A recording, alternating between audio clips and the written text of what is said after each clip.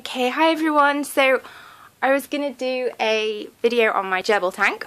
I know people have seen pictures of the gerbil tank that's had all the substrate in it, but here is a view of the tank without anything in it. So you can see sort of all of the ledges, platforms. Hasn't got the glass I've removed out of this bit at the moment, so I can clean it out. So that's what it looks like when it's empty. The tank itself is almost a metre long. I think it's 90 centimetres long. It's 50 centimetres or might be 70 centimetres deep and 75 or 90 centimetres tall. I can't remember the measurements of it now. This tank you can't actually buy, so you couldn't order this online. I had this one custom made, but by a vivarium specialist. So the guy who made this for me specialises in making tanks for snakes, basically. But because I was really struggling to find a decent gerbil cage on the market, so I couldn't find anything that was suitable within any of the major pet stores or online or anywhere like that. They were all far too small, and I wasn't quite sure what I was doing customising a fish tank, which is what I know a lot of other people do. I decided to design this myself, which I did, well, it was over a year ago now. So I designed it myself, and the guy made it for me, so it was a bit of a joint effort.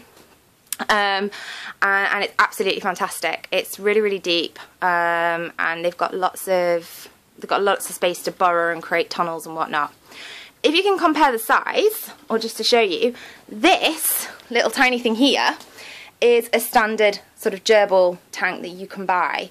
This is a Perfecto, but generally compared to that, this is their travel home, really. I mean, they've not been to the vets yet, but if they ever did, this is what they'd go in, and this is what I use if I need to travel with them anywhere. So you see it's so much more smaller. You see the gerbils in there at the moment, they're sulking because they've been taken out of their big cage. This one is Itsy, and sorry, no, that's Bitsy, and then we've got Itsy and Ditsy at the back, and they're three sisters. They're very friendly, but they don't like it when they're having clean out day. So I'm also going to take, because you can't see it when all the substrate's in, this is everything that goes into the gerbil tank. So there's a lot of stuff here. You need plenty of bridges. These wooden ones work really well. Coconut houses, tunnels, everything needs to be wooden and kind of log, that sort of thing. Anything plastic will just get destroyed instantly. It's quite dangerous for them as well, because the plastic can get, you know, quite sharp, and they can cut the inside of the mouth and all that kind of thing. So loads and loads of wooden toys. Now when this is all in, you won't see it underneath the substrate, but they will use these toys to build, you know, amazing constructs of tunnels and things that go right down and inside of the cage, and so that again just mimics their natural habitat, although, you know, in reality they would be living in, you know, like something like 25 miles I think their burrow systems in the wild actually are, but for a pet shop gerbil I think this is pretty good for them. They've also got lots of wooden twigs, things like that, anything to gnaw on. I've got these pebbles, and I put this near the sort of the food bowl and the water bowl, because it just helps to wear their nails down. They're so tiny, and you'd be hard pressed to ever sort of be able to give them a manicure. Well, I would anyway. That I use these, so they have to climb on these to get to their water bottle and their food bottle. And it just helps wear their little toenails down, which is good. And I've also got one of these, which is their sand bath. Now, at normal pet stores or online, they usually sell them as like chinchilla baths, I think they are, the stainless steel chinchilla baths, and they're like £9 or something. They're quite expensive, but you can just use a normal baking tray, like I think they, you know, bake cakes in them and that kind of thing. They're like 99p from the supermarket, and they work just as well. They're absolutely fine. And another absolute main thing that you need, I think the camera's gone a bit blurred now, is a wheel. They absolutely love the wheel completely. There we go. Sorry, I've sorted out from being blurry. As you can see, I've got a wooden one. So, because the metal ones, a lot of people do use metal ones for gerbils because, as you can see, they absolutely destroy them, and these wooden ones need replacing quite often. This one, I mean, I've just taken a really good look at it. It's still sort of workable at the moment, but this week now I'll order them a new one. So generally about every 6 months I'm having to order a new wooden wheel for them. But I just prefer this, A, because the gerbils are in my lounge, whenever I've had a metal wheel in there, it's just so noisy. It's ridiculously noisy. You can't hear anything because it's sort of clunking around on the glass. And also it's just safer for them. It's just a bit of a nicer thing, you know, they're not sort of running on metal or anything. So I do prefer these, but they are a sort of continued investment. You do need to keep replacing them. For the substrate, which is what I'll be using to fill the tank back up, I've got a box of Finacard there. Finacard is what generally used for rats, but it's just like a paper kind of, I don't know, it's like shredded cardboard, I think. Hay. Now they do need the hay. It's just cheap hay really. You don't need to use any of the expensive stuff like you would for guinea pigs or rabbits, like feeding hay. Just cheap hay. But what that does is it just provides that little bit of extra moisture into the tank so that they can create sort of stronger structures. Megazorb, just an extra kind of substrate, and sawdust. So there's quite a lot of debate about using sawdust with rodents. With regards to gerbils, it's basically because of their emotional happiness that you do need sawdust, because if it was just to be the Finacard and the Megazorb or any of those sort of paper ones, they wouldn't be able to kind of create any of the tunnels. It wouldn't hold properly for them to be able to burrow and create those tunnels. So I kind of use a mixture of all of the things and just make sure that the sawdust is dust extracted, you know, it hasn't got any scent to it, and it's the best that you can buy really. So this is a video of all their toys. What I'm going to do now is start to putting it all into the cage. I'll come back, take another video, and then I'll show you when it's all done. Okay, bye! Okay, so here you can see is the first level. Right down at the bottom you've got all the sort of the bridges. At the back you've got a coconut house. On the other side is the nest box and a bigger tunnel and things like that. So that's basically the first kind of level, and in a moment you won't be able to see that. Okay.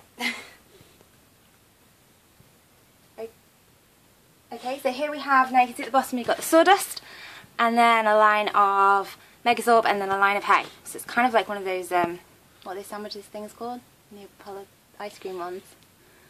Neapolitan. Yeah, it's kind of like that, and that's how we're going to build it up. Okay. Okay, and here the cage is getting a little bit bigger. I've also put in one of these. You can see that? It's like a blossom hill and apple stick. There's two in there anyway.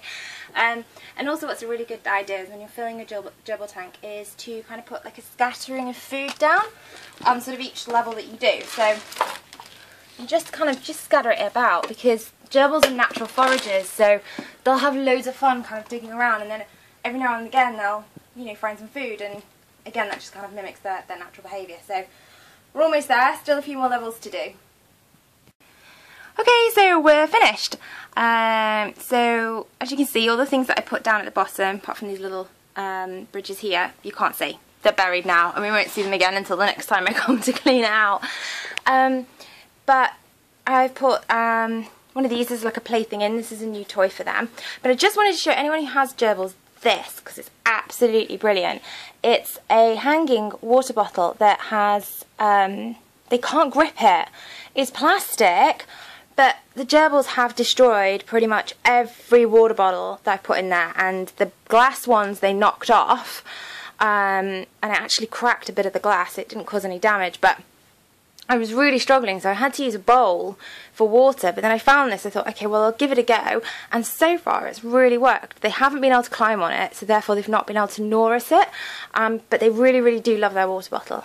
So here's some of their toys, and they've got a hanging tree with a little like perch thing, and so that's it. And yeah, like bits of layers of food scattered around between each level. You can see some there like that. And then every evening I just kind of take a small handful and put another scattering down. So there you go. And now all it needs is the gerbils. Okay. So here we go. Hey guys! Time to go back into your new home. Hello. Oh. Oh, oh, oh. That's so fast. Now it's going to be catch a gerbil time. Come on, darling. There we go. I got you. Yeah. You're so gorgeous. Say hello to the camera. Hello. Hello. Down you get. Good girl. And this one's Bitsy. Hi, say hi, Bitsy. Oh, where are we going? Come on. Yep. And then Bitsy, who is always the hardest. She is the shyest of all three of them. Come on. She's not going to come out now. Come on, Ditsy. Need to get something to put her into. Haven't got anything.